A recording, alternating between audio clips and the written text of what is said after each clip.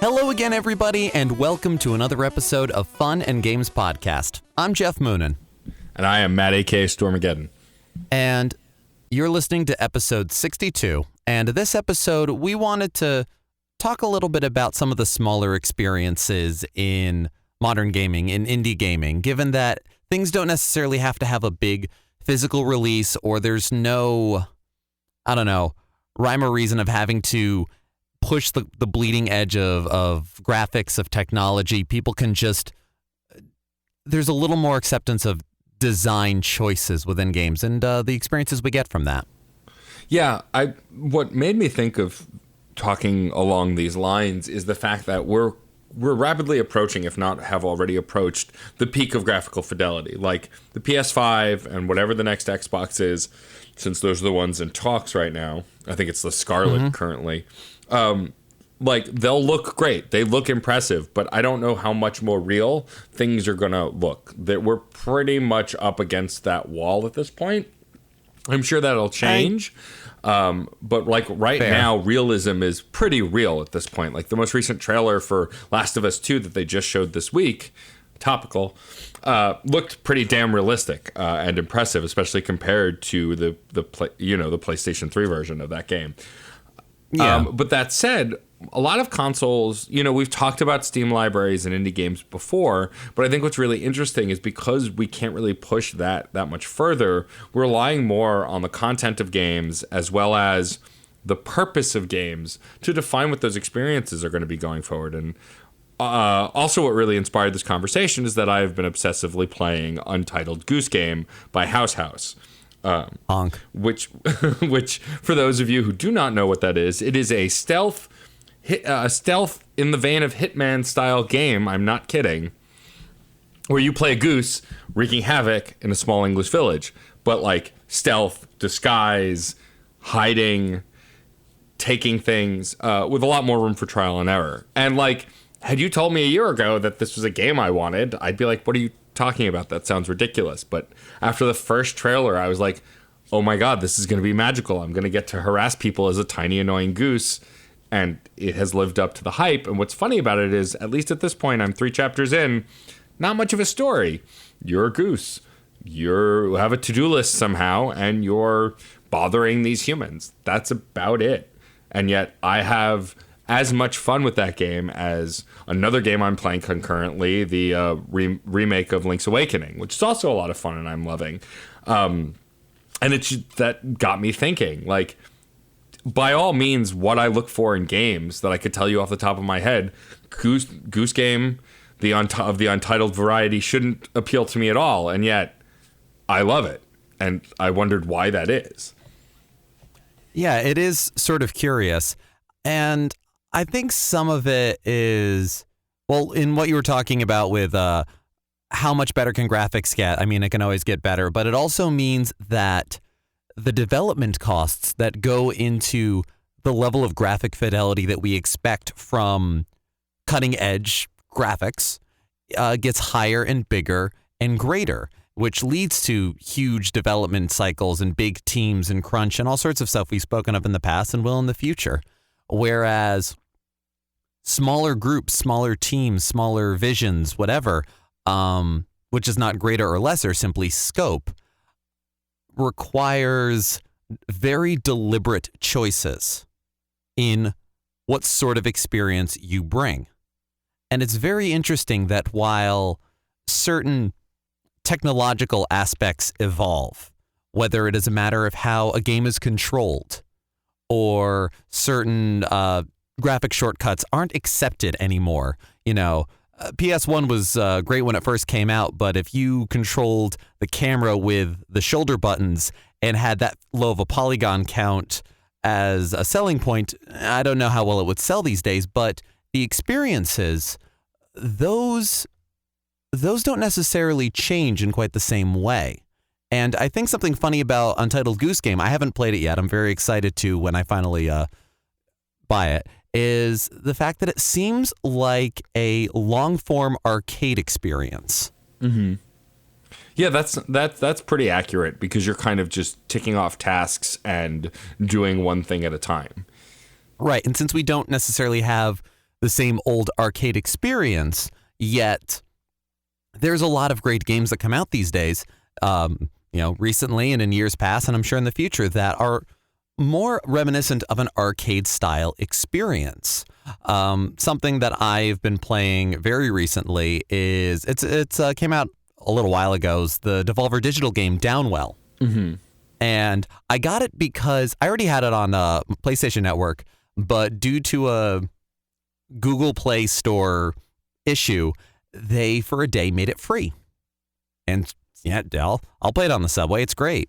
And it struck me how simple and straightforward its design and presentation is, but also the fact that I die so much in that game, but you're supposed to.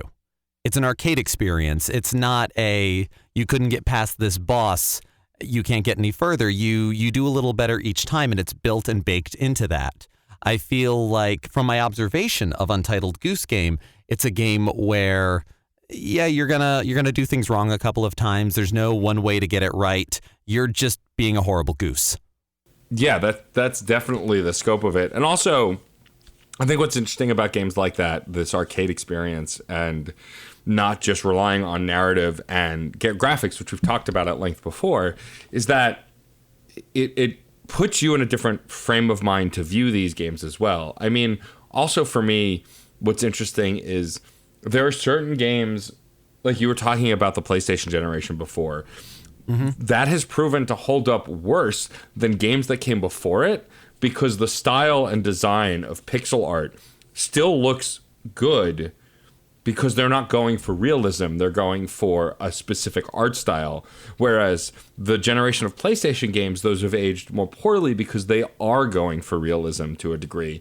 And the realism doesn't hold up now that we can actually scan in actual people's faces into games, And we even run into that comparing it to the realism of, PS3 and Xbox 360. Sure. It's amazing how quickly we move past that. That's not to say that attempting to reach the lofty heights is foolish. It's what gets us to where we are in terms of shadows, shading and lighting and graphics and amount of characters we can have at once and control and everything else. That's how we get there. But again, those take a great deal of resources, and smaller studios don't necessarily have those sort of resources to spend. But what we have also developed over years, decades, generations of consoles and technology is vocabulary and shorthand. And that allows for wonderful experiences of either mashing up certain genres or taking a simple idea and flipping it around a little bit. Another recent game that came out this year is a little indie game called Baba Is You. Mm-hmm. And Baba Is You is a game that is very much built around vocabulary. It's a game that you solve puzzles by moving around aspects on the screen so that the rules change. The rules are on the screen, but there's operating words and there is what this is and what that is. And you achieve goals by changing the rules of what is on screen. It's a very simple thing it's a simple game to find, and it's also a very simple looking game. It almost, in that sort of nostalgic way, it is reminiscent of, it looks like it could belong on a pre-NES, but it's not too crazy in terms of the color that's used. There's different colors. The graphics are all very pixel-ish. Honestly, the way they kind of look, and I'm looking at some images right now and remembering, it's a little more, it almost looks hand-drawn, but in a NES era kind of way. And so you have like things like is and locked on screen. You move the block that says what it is, and then that changes the aspect of the game. That's absolutely, it's a little crazy when you think about it, but it's not something you could do in a big AAA title necessarily. Maybe we will one day. But it's something where the vocabulary we have of how games are played and what games are allows us to bring in new ideas. It's almost it is a puzzle game, really. It's a different kind of puzzle aspect to a gaming experience. Yeah, and I think at the end of the day, experiences are more defined than any of the other things that we can talk about that has to do with games. I mean, a lot of these games are being created on hardware that is more advanced than what they're trying to make, and it allows them a lot more freedom. Like, because the art style of Goose Game is so simple and there's not really a lot of dialogue except a honk button, and that's more just a wall of sound than actual dialogue if you lean on that button like I do. But honk. But the idea that you can take a pretty simple concept and then build out from it, like the concept they likely started, well, I heard actually in an interview that the concept they started with was a Grand Theft Auto clone where you're a goose committing atrocities, like just running around destroying stuff. But then they honed it in and focused it onto this mission-based thing that really gave it a focus that gave them the freedom to kind of do whatever they want. And Baba Is You is the same kind of game where you have a core concept, and then like one of the early stages you can solve by, you have to get the gold flag every time.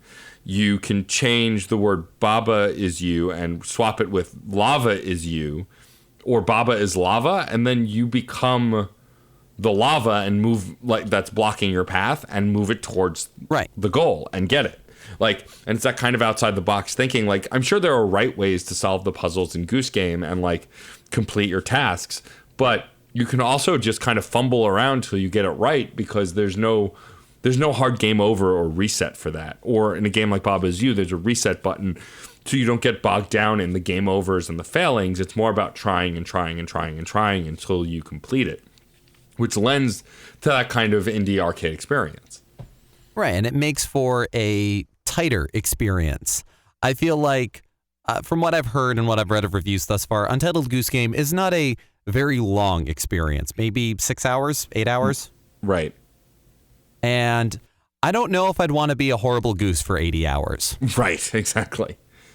But there is something delightful, and I think the simplicity of the graphics allow it for further, I don't want to say personification. There's a word that I'm blanking on, but it's the idea of imbuing yourself into who you are. Right. And you're not, I don't imagine any of the people in the village have like specific names.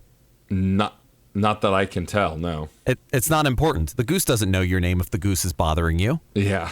You know, you can give them names if you want. You can name the goose. The goose is you, or the goose is simply named Goose. And that's what it is. And it's shorthand. You know, the very simple fact that the honk button can mean so many things. It could be annoying them. It could be announcing your presence. It could be proud. It could be aggressive. It could be just simply fun.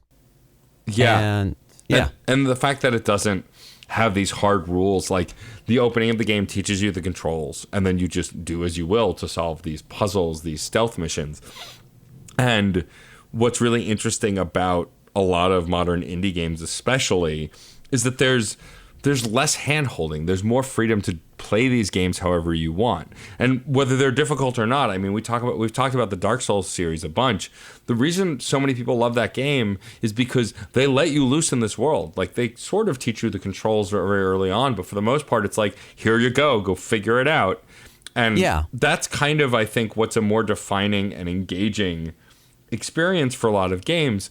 You know, whereas other games like fighters or sports games, like, they have to teach you the controls. They have to kind of hold your hand in the beginning because you have to be able to know the mechanics in order to progress. Whereas games that don't really have fail states, which is becoming more and more common, like Goose Game, allows you to just fumble your way into figuring out what makes the experience fun for you. One of the biggest critiques I have about playing older Super Nintendo games, which I've been doing recently, is I love Super Mario World and Super Mario World 2. They're two incredible games and some of my favorite Mario games. But dying and starting over and going into the stage and trying to get through again and then dying, and like the loop of that becomes more restrictive as we get older, because it takes time. It kills time. A live system kills time. And while a lot of modern platformers, it's just you have checkpoints, and if you fail, you go to the beginning or to the checkpoint, but there's no like hard live system in a lot of games anymore, because what's the point? You're still going to keep playing after you run out of lives. The game over screen doesn't solve anything other than tell you you've not succeeded. and like you can assault that same level again, but now you have 5 lives again. Right. And like actually in Link's Awakening, which I've been playing on the Switch, if you die, you get the game over screen, but it's pretty quick to bring you back to, the beginning of the dungeon or whatever area you were in. Like it gets you back into the action pretty quick. And I don't know if that's true of the original Game Boy game because I've never played it, but it is of this version, and it would make sense. Like, why would you drag that out when people are just going to jump back into the action and keep trying to progress? Oh, yeah. Well, I mean, that definitely was the case in Link's Awakening on the original Game Boy because it was a handheld title. You needed to be able to save quickly. You needed to be able, if you die, to get back into it because who knows how long that car ride is. Who knows how long you're typically... I think they designed a lot of those experiences not to be sitting on the couch, but on the go in some way or another. And so a lot of early handheld titles, certainly for Nintendo, were about the quickly accessible experience. And as we sort of evolve the arcade style to meet whatever the market is, where we're not putting quarters into the machine anymore, we're putting them into loot boxes. But it's a thing where, you don't necessarily have to deal with like, okay, your lives are depleting. It would be maybe pulling from a different resource. It's even acknowledged in the fact that Super Mario Odyssey no longer has a life system. Yep. Every time you die, you lose some coins. Now, those coins are used for cosmetic things, for a couple of items here and there, and that is a real resource within the game. It is still a setback. It is still a mark or a slap on the wrist or whatever it is about, you faltered and failed here. If you're in a procedurally generated roguelike kind of game, dying means you start again and it's a new seed. Like, that is tangible and real, and that's what it is. But a lot of experiences, it's just as well that it's like, all right, now try again. Yeah, and I mean, some of my favorite experiences this year in gaming, and we'll talk more about this in detail in the year in review, is that I don't need 80-hour complicated gaming experiences to get something out of the medium. And I think we get to that point with all mediums. I mean, it's why, short story collections go in and out and grow in popularity and fade, and like, novellas and novels, and like with the accessibility of digital reading, like the scope of what was a published material that someone would want to read, broadened immensely. Same with movies, with YouTube and all of this stuff. Like, gaming has done the same thing. And I think we're in an era now where, sure, people want their AAA experiences and want to play a game for 60 or 70 hours. I did that with Fire Emblem this year. But that's one of only a few games that I can think of off the top of my head that I did that with, that I got really engrossed. A lot of the others I've kind of tapered off because whatever it was about it didn't hold my interest, where something like Untitled Goose Game, it holds my interest whenever I play it because it's just the mechanics and the functionality of it. And I know it's not a 30-hour game. I know the ending and the completion of it, the accomplishment of it, is within arm's reach, and I can move on to the next thing, especially as our lives get more and more inundated with other things to do and other things to consume. More bite-sized experienced or arcadey experiences, I think, are more favorable for a lot of gamers who are on the go or don't have a ton of time to play things. Yeah, and it makes it a lot easier. And sometimes the game that only takes 3 hours to beat is a game that you end up putting 90 hours into because you keep coming back to enjoying its entirety. You come to love how you move in it or how you play in it. You have certain levels or certain challenges that are favored. And because it is a contained experience, I mean, all games are contained experiences, but the shorter, tighter kind of design, in an 80-hour game, you might have a favorite part, but getting back to that part can be a pain, especially in these days of like autosaving. It was nice and easy when I was playing Final Fantasy VII back in middle school, and I could have a memory card devoted to Final Fantasy VII saves, and I could save at favorite parts. But it doesn't I mean, you can still do that now, but it's not the same. Right. And with a shorter experience, it's easier to go back to and try again. Try it a different way. You beat Untitled Goose Game, you beat Baba Is You beat Wilmot's Warehouse, you beat Super Hot, and you then go, but what about like this?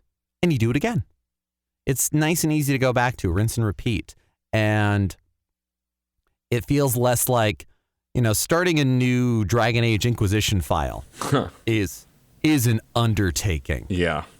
A very worthwhile one, very rewarding, but it's an undertaking. For me, firing up the PS2 and playing through Katamari Damacy again is, it's an afternoon, and I love it. Yeah, for sure. I mean, I would say, like, for Reignite, replaying Mass Effect with a goal, with a purpose, has made the game feel more approachable for someone who has limited time to play games. I mean, I've wasted many a weekend replaying those games, and I'm happy to do that, but it's kind of nice because of how MJ and I have structured the podcast and the mission we're doing for each episode has made me look at, first of all, the length of the missions become more obvious to me because I'm only sitting with each mission. Some are shorter than I remembered, some are longer than I remembered, but it also just makes the game feel less overwhelming and more digestible for someone who can't always dive into games. Mass Effect is kind of a special thing because I love that series and I'm always eager to dive into it, but it's why I haven't really ever gone back to Skyrim after the first couple times of playing through it, because now every time I boot it up, either on my computer or wherever else I can play it, I get overwhelmed by all the choices. I know how many hours the game is, and I know I don't have that much time to play it, and it becomes kind of a burden. And like I'm unlikely to jump back into it. I've only played one of the paths in Fire Emblem Three Houses, and I loved that game. I had a blast. There were very few moments where I felt like it dragged, but I didn't jump right back into it again because I know how much of a commitment it is, and I know that there are other games I want to play. Whereas, with more arcadey experiences that go pretty quick, like I'm actually looking forward to at some point playing Gato Roboto again, because it was a 3-hour game and I played it over a few days. I loved it. And like I could do a long streaming session and get through the game from top to bottom, and it'd be fun to do that, because I don't have to collect everything, but I can complete the experience. I know where it goes and I can have fun doing it. And I think, whereas when I had an Xbox 360, which I don't anymore, the achievement system was kind of like my completionist check mark. I've grown to, like, I like getting achievements, but for the most part now I want to complete games. Like, that's my new check mark because I like having complete experiences. It doesn't make any games less than if you don't complete them. There are a ton of games on my Switch I still haven't finished yet. And as we've said on many an episode at this point, Steam libraries. So I get it, but also I think there's something satisfying to like having experienced something you haven't gotten a chance to experience yet and seeing it through to completion, which is just not possible to do with everything. It's true. And with larger games, something that occurred to me while you're talking about Mass Effect and everything is something that long games, short games, whatever, something that they can do is make a statement. And part of that is the experience you get while playing it. Now, the joy of a larger open world kind of game is there's all sorts of avenues to explore, relationships to build, factions to speak to. And from each of them, you gain a new thread, a different story, different interpretations, or different perspectives. I know you and MJ are running into that an awful lot with Reignite, but a short game allows you to make a very focused statement, and it doesn't have to be necessarily life-changing or a big, political statement or anything, but something smaller and shorter. It allows, again, like a short story versus a novel. A novel has several threads that go on. Some close, some bring up next one. Some are series of vignettes that tell an overarching thing. Whereas a short story is this simple incident, this statement. And a short game can do that. And again, longer games allow for that as well. A game that I've really enjoyed playing through this year is finally sitting down and playing Nier Automata, which has a lot of fun interpretations of the notion of consciousness, life, choice, and the truths of how we perceive our reality and what we do about that. Now, I don't know if I'd be able to get that same sort of feeling if it was a shorter game. So this isn't us like ragging on long games and saying we don't need them anymore. We do need them. But we also need shorter games. And something that I've brought up before, and it's something I believe in, is the disappearance of like a middle ground in game design, where it's like either huge budget, bigger titles, games as service kind of idea. I mean, smaller games do that too, or like smaller, here is this statement, here is this experience. And there's not much of a like, I don't know, there's not really a room for AA titles. It's like either go really into your design idea, thesis, or make something big. Yeah, and I think what's really interesting now in this way of how gaming has evolved as well, there's a game that I heard about on the Waypoint podcast over at Vice recently called Erica, which is an actual brand new FMV game where everything is filmed with real actors. And so it's kind of like this evolution of David Cage's kind of games, but the acting is really good. It's designed to be like an interactive movie, but there are gameplay mechanics, but everything is filmed with actual actors and real people. And I think that's fascinating. And it's a game that's on the shorter side. It's a thriller. And like, that's something that we've done in the past, like with Night Trap and some other games, but it was never seamless. You never thought, oh, this feels like a gaming experience. It was kind of like watch a movie, do a thing, watch a movie, do a thing. This, right. This promises to be more interactive and have branching paths.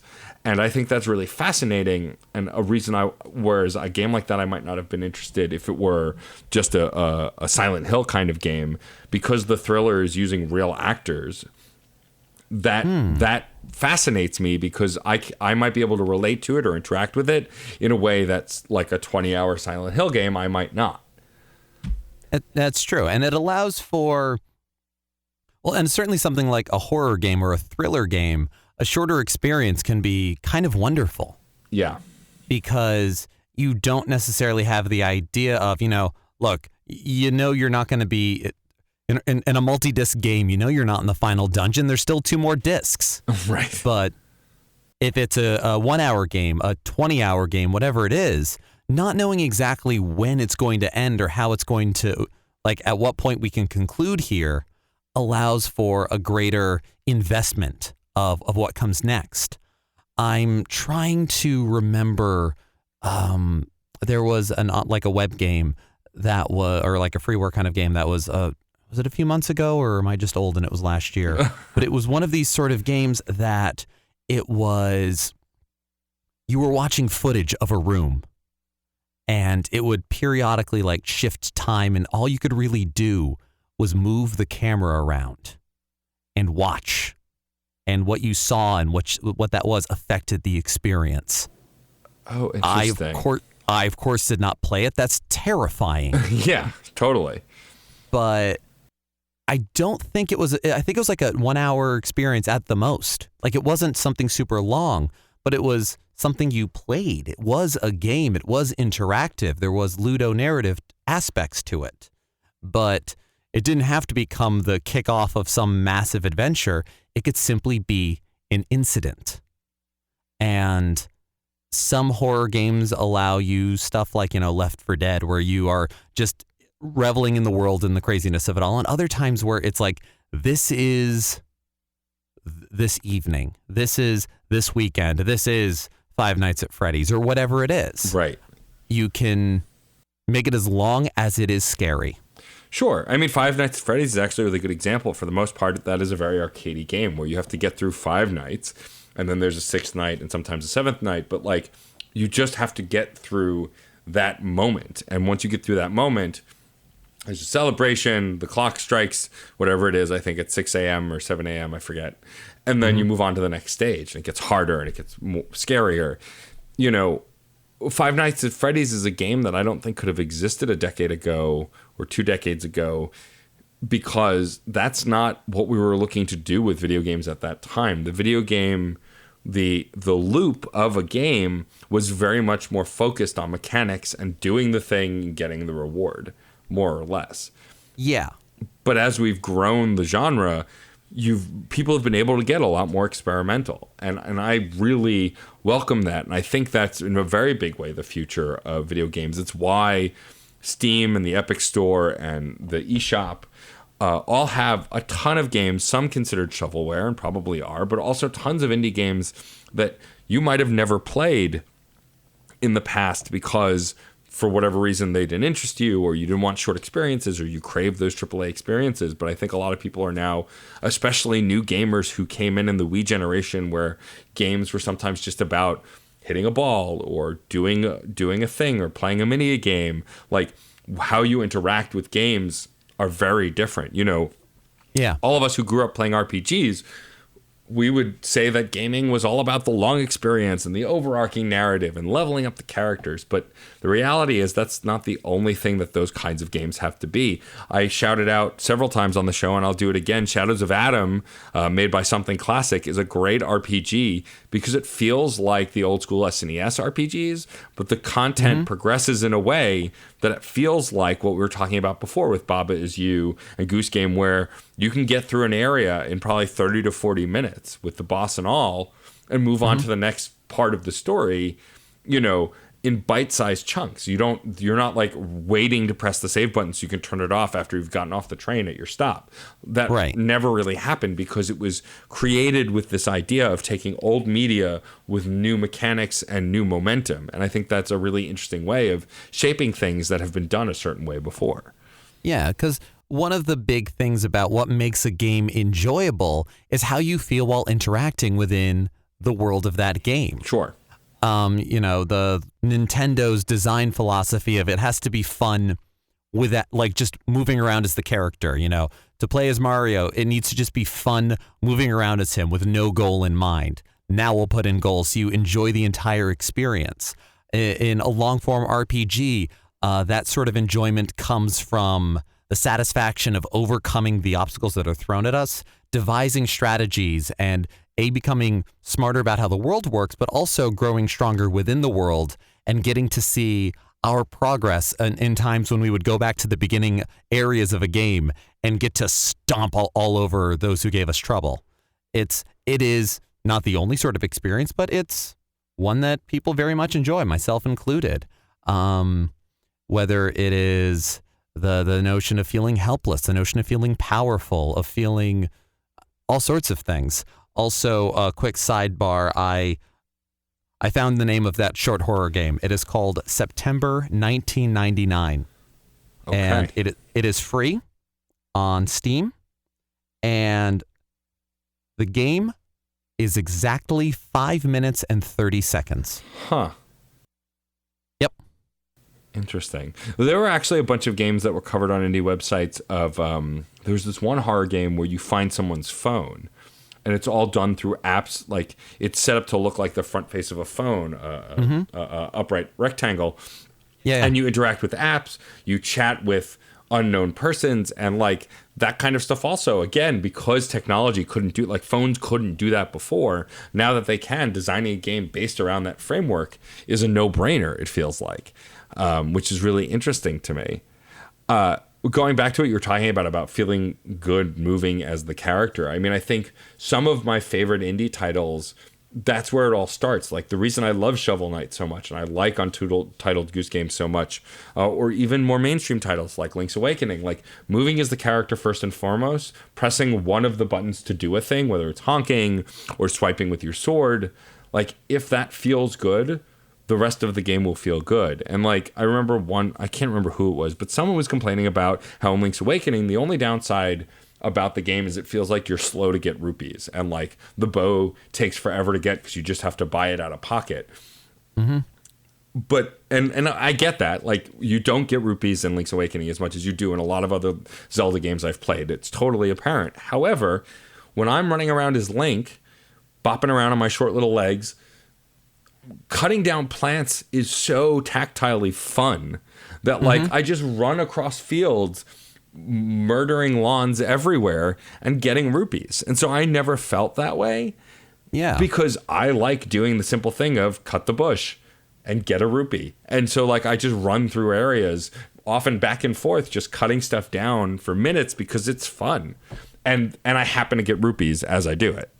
Right. And in the older, in the original release of it, given how everything was sort of screen by screen, like a la classic Zelda, you also got the shovel, which meant you could dig up part of the ground after you've cut down the grass or not. Yeah. And there were times, I don't know if I would do it as much nowadays, but I did it once or twice last time I played this year. I'll just dig up every diggable spot on a screen simply because I can. And there's just something very fun, methodical, zen, whatever you want to call it, about just like going to the next square, next square, next square, and just kind of doing that. Also, I'm a big fan of Picross, so make of that what you will. Yeah, that is not a surprise to anyone who listens to this show at this point. Right. But yeah, I think that's a thing that at the core of all gaming experiences, not just indie games or AAA games, but everything in between, is if the basic gaming loop is fun, whatever that means, the basic interaction is fun, then stacking interactions on top of that is going to also be fun. I'm watching right now Yahtzee Crenshaw from Zero Punctuation is doing a new series on The Escapist called Dev Diaries, where he's vowed to make 12 games in 12 months. I don't know that he's on target for that, but he's still doing it. And like every game he makes, I've tried each one, and some I liked and some I didn't. But when he discusses the basic game loop and then I watch them in action, a lot of them look and are engaging because the basic mechanic is fun and you can stack anything on top of that. And it's been really fascinating as someone who doesn't make games but has always wanted to know more about the process. Like, you can boil any game down to that basic concept, and then it's just stacking things on top of it. You were talking about Mario Odyssey before. Running around as Mario is fun. The most fun thing about Mario Odyssey, and we talked about this with Mario 64 recently too, which is where all this originated, doing the triple jump, jumping at the height, and diving feels satisfying every time. And when you're running around a stage, if you're not working on something specific, what are you doing? Probably triple jumping, because it's satisfying. And like the fact that that's where they start with Mario's movement and then just add other things that you can do that are more complex. And even in Odyssey now with like Cappy and the hat jumps and everything else, having that core just perpetuates the rest of what you will love about that game. Because if you start with a good base, it's very easy to build out from that. Right. There is, and that you can find enjoyment in the simple act of playing the game, and then the challenges are built around being solved by those joyful acts. You know, whether they are frustrating, whether they are fearful or horrifying or joyous and silly, they are fun. And this also runs into the roguelike sort of games as well, where those are games where you will die and you will die and you will die, but you get the bite-sized version of that RPG feeling I was talking about, whether it's a game where you unlock abilities or find weapons or treasures or whatever it is. You start the game the same way every time, and you can't guarantee you're going to be able to beat it the same way or beat it at all. But you find what comes up and you feel more powerful quickly as you go, whether you are expected to last only minutes or over an hour or whatever. You get as far as you can. You get that arcade experience, that game loop, the satisfaction of you know, improvising and building that version of you in that game, and then you die. And then you start again. And sometimes with those randomized elements, in some games a completely randomized element would feel frustrating. It's, you know, every system is not for every kind of game. A phone game that I absolutely loved, that I probably still have on like my iPod and would play right now, is Solomon's Boneyard, which is technically an medieval style twin stick shooter. And you are it was an arcade spin-off of a larger game called Solomon's Keep, that you are a mage at a wizard school. In Boneyard, you're one of the teachers. There's 4 elements in the game: arcane, fire, ice, and lightning. They all behave differently. They all shoot differently. And every time you level up within the game, you're given a selection of choices to build on your skills or even add new ones and link them together. And it's random what you're going to get. And with Solomon's Boneyard, it is you're going to die. That's the point. It's an arcade experience. It's a prequel to Solomon's Keep. You are supposed to fail. And that's fine. And that's what's supposed to be, so you don't get angry at it. You just see how long you can last and see what version of your magic spells you build up and are able to utilize. And I've put a lot of hours on the subway into playing that game, where some other game where I'm going to die over and over again is going to be incredibly frustrating. But the quick build of suddenly I have a cone of cold that covers half the screen and I'm mowing down zombies before, the big heavy ones come in and take me down is fun and satisfying. Right. And a quick experience. But it's exactly what I want. It's why it's still on my iPod. Sure. Yeah. And I think at the end of the day, we're all trying to curate gaming experiences that we will enjoy. A game that listener of the podcast, Joey, my friend Joey, has recommended time and time again is Golf Game or Golf Story, which is on the Switch, which I haven't bought yet. And the next time it's on sale, I'm grabbing it because the basic loop of playing golf is satisfying. And then they built a wacky ass RPG story around it. And so it just makes this game so much fun to play. Someone, I forget who it was, but someone on a podcast, because I listened to 1,000 podcasts, was talking about Kirby's Dream Course, which is the same thing. Oh, Kato on the Waypoint Radio podcast was talking about Kirby's Dream Course on the Super Nintendo, which is recently released on the Super Nintendo online store thing on the Switch.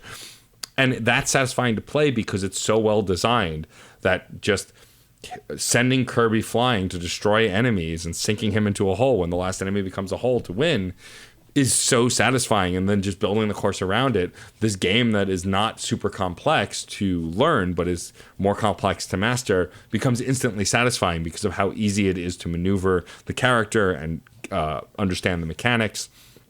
And I think at the end of the day, that's all we really want from a gaming experience. I think narrative is important to a lot of people, and I know plenty of people who are narrative gamers, prefer walking sims to other games. But I think still at the end, the core there is they like walking and interacting. Yes, the narrative has to be good, but at the core of it, what they get out of it, what they like doing is walking around, observing, and interacting. And those mechanics, as long as those are engaging, then whatever narrative they wrap around it will, again, be really satisfying. Yeah, one of the arguments against walking simulators, why not just watch a movie? Because that's not the same experience. No. And it's not necessarily the experience for everybody, nor is playing any of the Disgaea games for people who don't like rampant bookkeeping or micromanaging your characters. Right. I like that, so I like those games. But I also enjoy short experiences that leave an impression. The ability to walk and discover the story in a narrative game is powerful. It's also you choosing at what pace you receive that. And that's also what you get in any gaming experience. It's one of the wonderful things about gaming in general is you and the game set the pace. Yeah. And what you unlock, what you discover, what it does for you, to you, what you do to within the game, that's determined by you and your community. There's a reason I haven't watched a bunch of Untitled Goose Game stuff, because I'm excited to buy it and have fresh experiences as a horrible goose.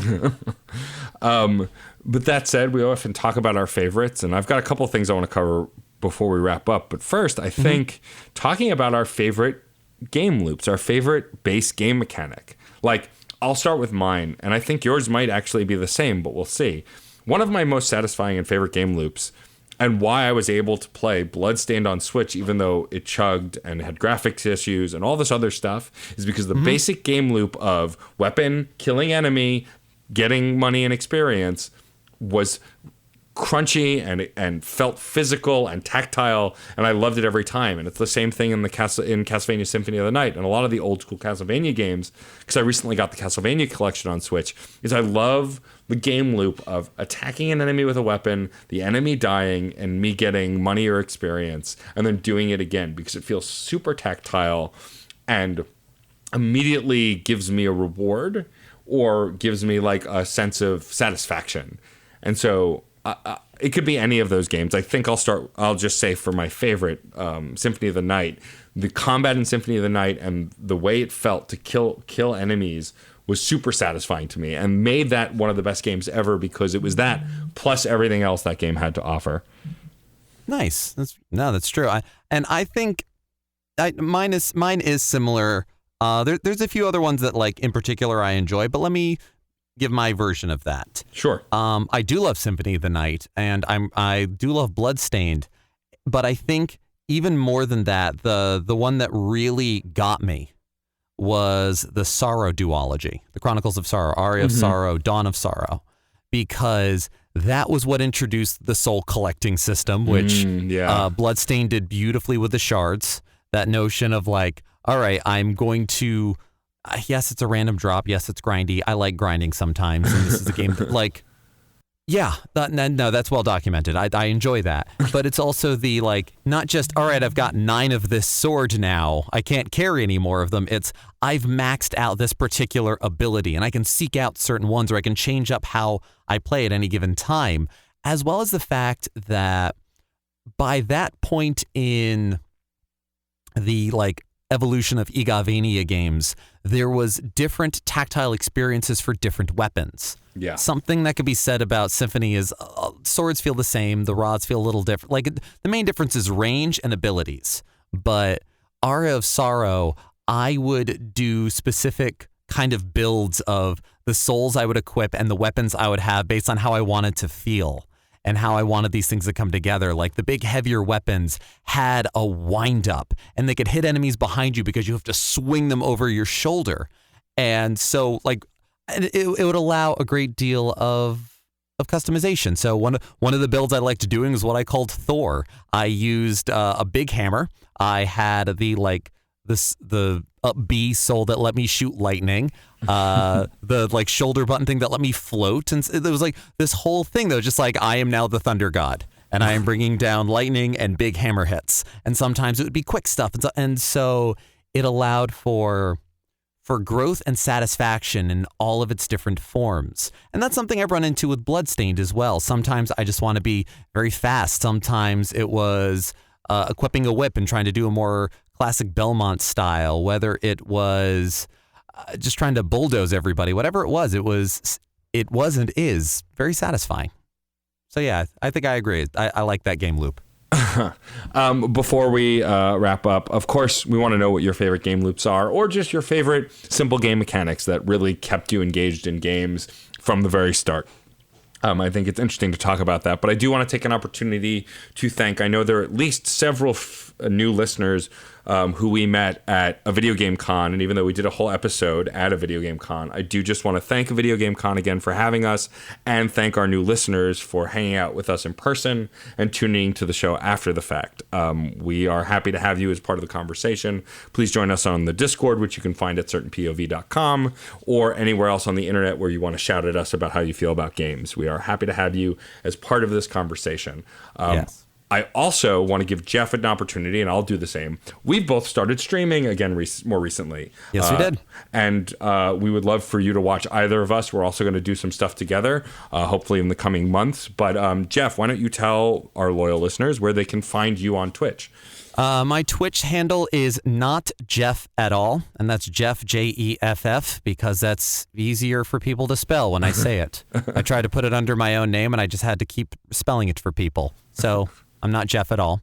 And right now I'm playing through Final Fantasy VII. I think I'm going to try to play through a lot of PS1 titles because that's something I have a collection of, and I would love to explore that with people. I'm trying to stream on Tuesdays and Thursdays, 11 to 2 Eastern Standard Time, but that is subject to change. There'll be updates on Twitter and everywhere else.